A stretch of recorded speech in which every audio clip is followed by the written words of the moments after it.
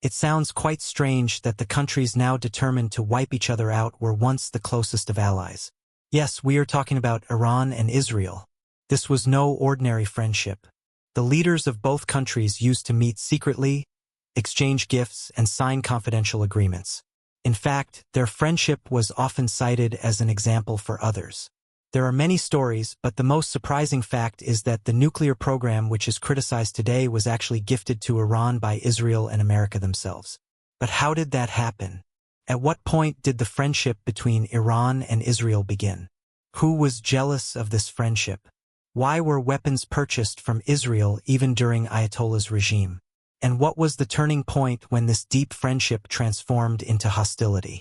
Once again, welcome back to the videos of World Forever. Viewers, to understand the roots of this friendship, we need to go a little back in time, when the Middle East looked completely different. At that time, the Ottoman Empire ruled the region, but it collapsed in 1922 after World War I. After that, Britain took control and Arab nationalism started rising. The Arabs had just gained freedom from Ottoman rule and wanted independent nations of their own. In fact, one reason for the Ottoman Empire's defeat in World War I was that the Arabs secretly supported the British, after being promised independent states once the war ended. But in this region, besides the British and the Arabs, there was one power that had serious concerns about Arab nationalism: Iran. At that time, Iran was a powerful country, and its people looked down upon the Arabs. The Shah of Iran believed that if all Arab countries united, they could become a threat to Iran. First, Iran's dominance over the Persian Gulf could weaken because the Arabs had already started calling it the Arabian Gulf instead of the Persian Gulf. Secondly, Iran had a Shia Muslim majority while most Arab countries were Sunni Muslim. Although both are Muslims, history shows that there has always been a silent rivalry between them over who truly represents Islam. Shah Mohammad Reza Pahlavi feared that Sunni influence might eventually spread into Iran and threaten his throne. But little did anyone know that isolated Iran would soon find an excellent friend in the Middle East. Then came the historic year 1948, when the State of Israel was established following a United Nations declaration. As soon as Israel was created, neighboring Arab countries believed it was an injustice against the Palestinians, so they attacked Israel. While this war threatened Israel's existence, it also became an opportunity for the Shah of Iran to reduce Arab influence. In reality, Iran had less of a problem with Israel itself and more concern about the growing power of Arab nations. So, while the Arabs were fighting Israel in support of Palestine, Iran was leaning toward Israel. At the same time, Israel realized it needed non-Arab allies surrounded by hostile Arab neighbors. Because of this, Israel's first prime minister, David Ben-Gurion, introduced a strategic policy called the Peripheral Doctrine. He believed that since Israel was a small state surrounded by Arab countries, it should build friendships with the neighbors of its enemies. And on the map, the largest and most important non-Arab neighbor was Iran. This Israeli policy became the foundation of Iran-Israel friendship. The first major result of this policy appeared in 1950. After Turkey, Iran became the second Muslim-majority country to recognize Israel de facto. Through the Swiss government, Iran sent Israel a formal letter not only accepting its existence but also offering friendship. This was not official de jure recognition, but rather a secret arrangement that everyone knew about, an open secret. To the world, it appeared that Iran did not recognize Israel. But in reality, the Shah allowed Israel to open a mission in Tehran. A large Israeli office was established there, functioning almost like an embassy. However, there was neither an Israeli flag outside nor the word embassy written anywhere. People knew it was an Israeli mission, but officially it was called an Israeli Trade Office or something similar.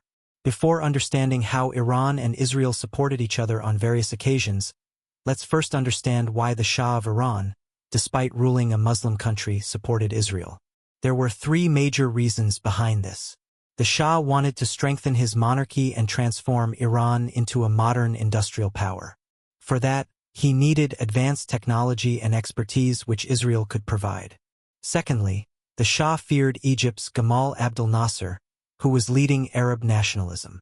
The Shah believed Iran might become Nasser's next target, and this fear pushed him closer to Israel. But the most important reason was the Shah's close relationship with America. In 1953, Iran's Prime Minister Mohammad tried to reduce the Shah's powers. However, America helped the Shah through a CIA-backed operation and saved his throne. After this incident, the Shah became deeply indebted to the United States and was unwilling to oppose American interests. America also wanted Iran and Israel to remain allies. The Shah feared his own people so much that he created a secret police force called SAVAK. Its job was to arrest or eliminate anyone who spoke against the Shah. What's shocking is that Israel assigned Mossad agents to train SAVAK. Mossad taught them surveillance techniques and interrogation methods. Intelligence sharing between SAVAK and Mossad became routine. Together, they targeted communism and Arab militant groups. Not only that, Iranian Air Force pilots also received training in Israel. Israel supplied Iran with advanced weapons and technologies that the Arab world could not even imagine at the time. The two countries also collaborated on missile technology and nuclear research agreements. The Iranian nuclear program, which America and Israel oppose today, was actually initiated with their own support. In 1957, American President Dwight Eisenhower launched a campaign called Atoms for Peace. Its purpose was to provide America's allies around the world with nuclear technology for peaceful energy production. America gave Iran its first nuclear research reactor in 1967, which was installed at Tehran University. Interestingly, Israeli experts trained the same Iranian nuclear scientists who are now reportedly being targeted and assassinated. The friendship between Iran and Israel was not based only on military cooperation. Their economic ties were equally important. Israel needed oil, but Arab countries had boycotted oil exports to Israel.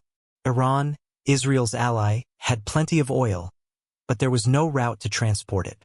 If oil tankers tried to travel through the Persian Gulf, the Red Sea, and then the Suez Canal toward Israel, Egypt, which controlled the canal and sided with the Arabs, would never allow it.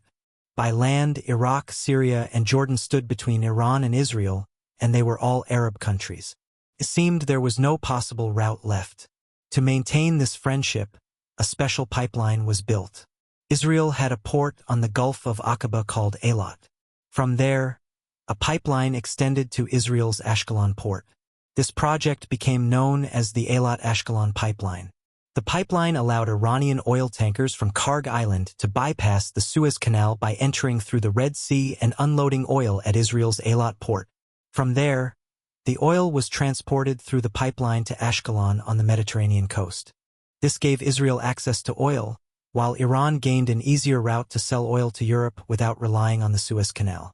This was not just a pipeline, it symbolized the brotherhood between Iran and Israel. Iran owned 50% of it and Israel owned the other 50%. Both invested together to weaken the Arab monopoly over oil.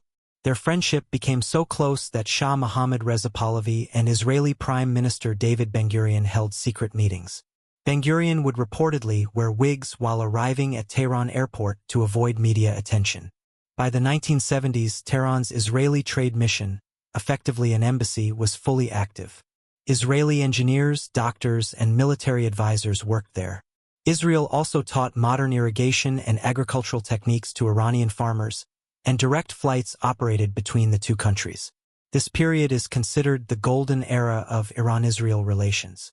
During this era, the Shah of Iran organized what became known as one of the world's most expensive birthday celebrations. On October 26, 1971, marking both his 52nd birthday and the 2500th anniversary of the Persian Empire, an entire mini-city was built in the desert for the event. A special runway was constructed, and more than $100 million was spent. Kings, queens, presidents, and prime ministers from around the world attended. Food was flown in from Paris's famous Maxim's restaurant on private aircraft. The Israeli prime minister was not officially invited, so the friendship could remain secret.